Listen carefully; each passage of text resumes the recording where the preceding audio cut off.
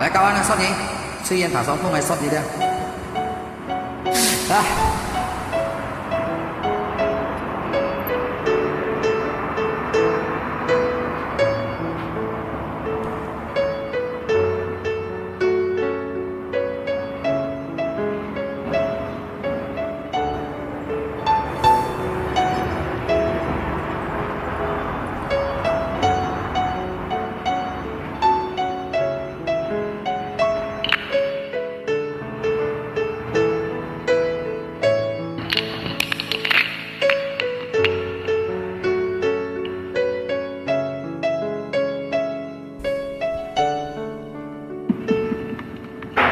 ！Pin đây.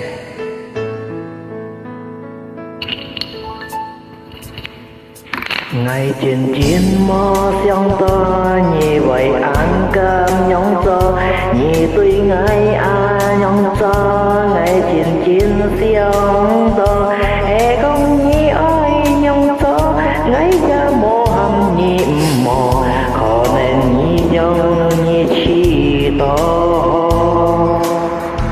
nhì tuy ngày nhong tơ nhì yêu sống to ngày mô hay công nhị yêu trong ngày nhị bản sĩ hiểu liêu cái hay công nhị ơi nhung cho khó nên nhị yêu trong hồ nhị văn chim bi ngài của nhị mấy ngày mong cái nhị bao nhiêu mấy cái riêng vì tình ta gặp em mong mà cái nhị ở nhau mày cầm cây nhị quý mô siêu ngay khó nên nhị cái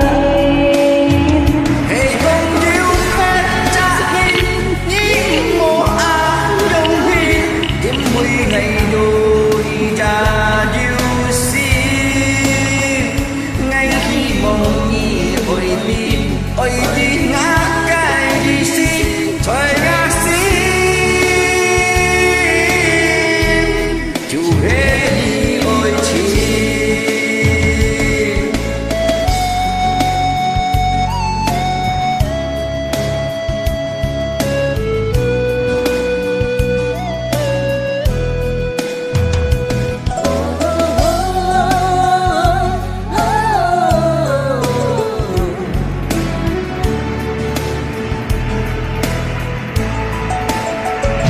ngày chim mò xiong tơ nhì vậy ăn cơm nhong tơ nhì tuy ngày nhong tơ ngày chim mò xiong tơ e công nhì ơi nhong tơ ngày ra mô âm nhì mò có nên nhì nương nhì chi đó nhị tuy ngày nhung số nhị yêu sống to ngày mô